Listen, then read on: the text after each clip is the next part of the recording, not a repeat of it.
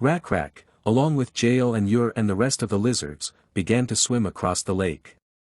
And soon all 80 lizards that followed their leader had reached the island. Owen was one of the first to get out of the water. He rushed straight to his cub and gave him a big hug. Watching the happy, and somewhat tearful reunion of father and son, Rakrak turned to Ur and told him to send those who were tired on the journey with their children back to the boats. And afterwards to take those who could not swim well and take them to the end of the village to attract the attention of the enemy, who must now be watching closely and waiting for their attack. When he heard this, he asked admiringly if their plan was to use one of the squads as a distraction while the main group swam around the water and stabbed them in the back, to which he replied that it was. Realizing that Rakrak was taking the hardest part, Ur asked a little worriedly if they would be able to get to the island by water without being seen, to which he replied that they would, as the number of those who were able to fight had dwindled considerably and there were no more than 10 of them left. After a moment's silence, he added that while they were sailing to the island, he had discovered another blessing from the god. Then turning his gaze to the lake, which reflected the bright light of the moon, he said that their scales would shimmer in the moonlight as the water shimmered, making them much more invisible. Now that they had everything ready, all they had to do was get it over with once and for all. After a while, all hell really broke loose in the Frogman village.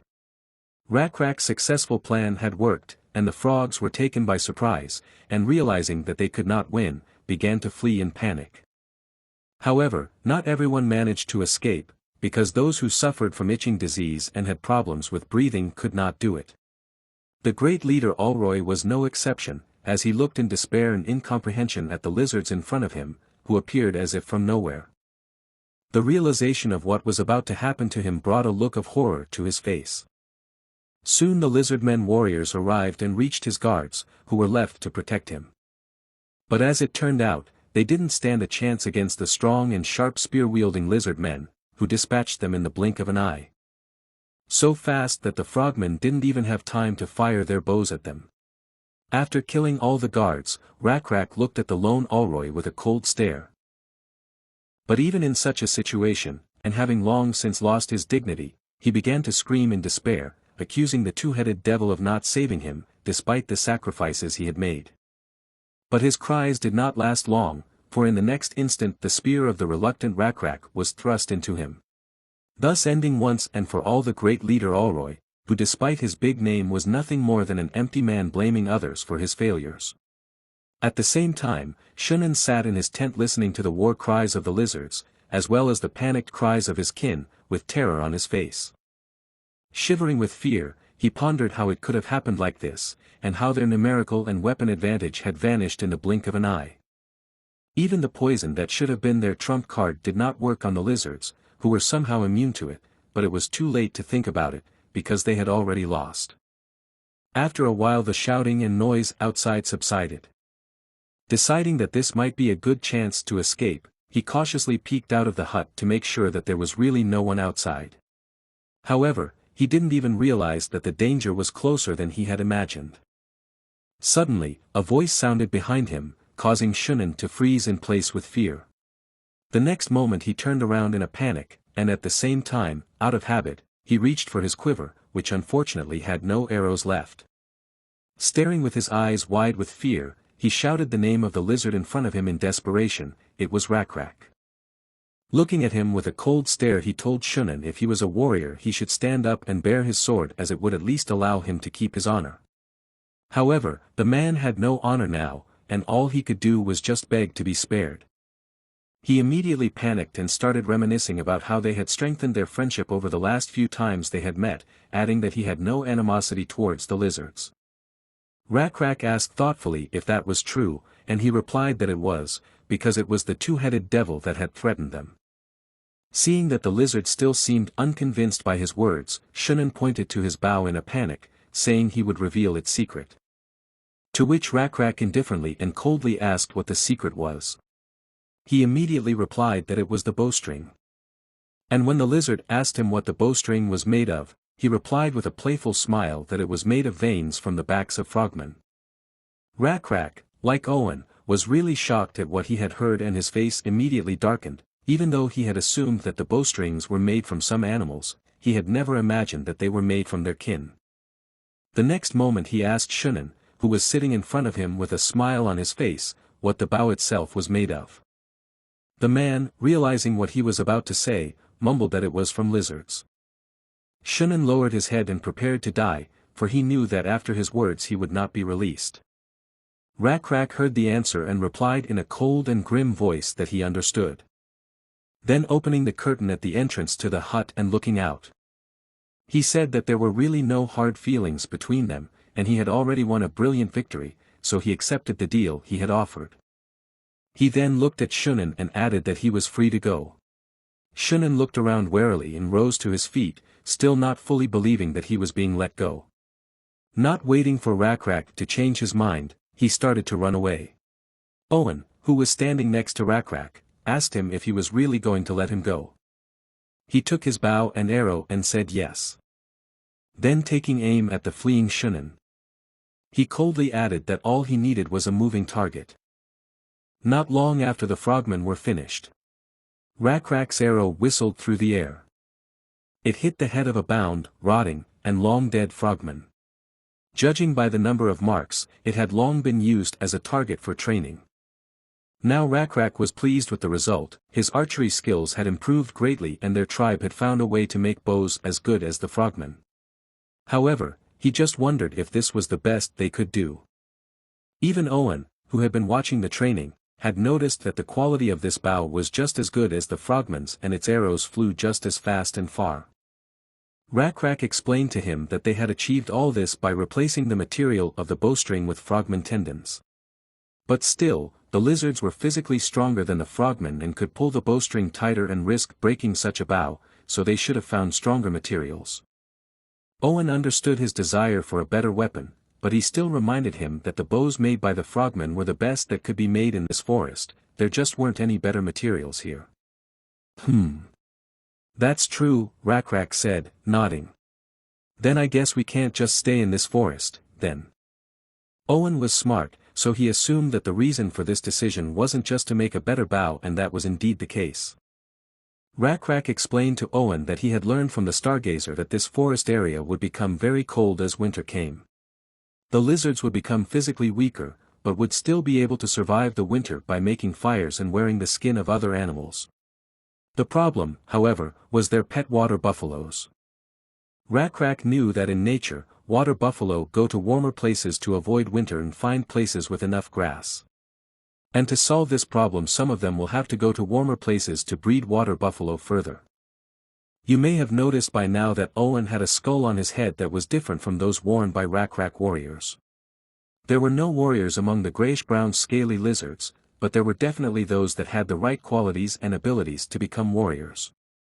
Rakrak had tested and selected them himself, and Owen was one of the gray lizards who had become warriors after passing several tests. These new warriors insisted on using frogman skulls rather than buffalo skulls, and Rakrak allowed them to do so. Rakrak continued practicing and shooting at the target, hitting one arrow after another. Finally he asked Owen about the results of today's hunt. He replied contentedly that he and his squad had wiped out the remnants of the frogmen hiding in the forest nearby. And now, thanks to their carcasses, there would be no shortage of materials for making bows. Rakrak was pleased to hear that. However, Owen still couldn't forget what had happened in the village. How he and the other lizard men, blinded by hatred and rage, had pursued and killed the unarmed and begging for mercy frogmen. Nothing seemed to quench their thirst for vengeance. And their last victim that night was Shunan, who had betrayed his tribe and revealed its secrets, and then tried to escape. It was not a pleasant memory, and he was brought out of it by Rakrak's question. He asked Owen what was bothering him. Owen replied that he would like to have Shunan or Ulroy's skull as a reward for helping him someday and asked that the skull not be damaged in training. Rakrak was fine with that and promised him that he would be sure to get his. Owen was grateful for that and decided to tell him about an interesting place they had discovered in the forest while hunting. Jael, meanwhile, came over and quietly leaned over the gray lizard cub who was watching the leader with an unusual figure in his hands. Jael asked quietly, interested in listening to the adults. She frightened the cub. He immediately burst into tears and let go of the figure. Then Jael asked him what he was doing here and what he wanted to ask the chief.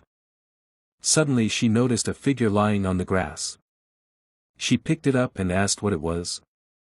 It looked suspiciously like the giant praying mantis that their god had sent to help them. Jael showed the figure to Rakrak and he also thought the figure looked like their divine protector. They all liked the way the figure was made and the chief even asked the cub if he had made it himself. Rakrak praised him, saying that the figure was nice and cute. Hearing this, the cub just glowed with happiness. And then he offered to keep the figure as a gift. But Rakrak was not sure whether it was worth taking the toy away from the child and looked questioningly at Owen. He replied that it was fine and he could accept the gift without any regrets, for the children of his village had been making a lot of them lately. It is even popular among them to exchange such figures. Hearing this, Jael asked the child if there were many children in their village who knew how to make such figures. And he answered her that yes. He explained that it all started because the protector had then saved them all on the island from imminent doom.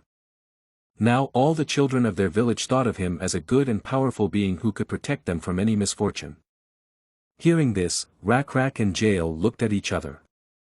Rakrak realized that these figures could be very useful and decided to see how many had been made so far and buy them all. Owen offered to go to their village and see.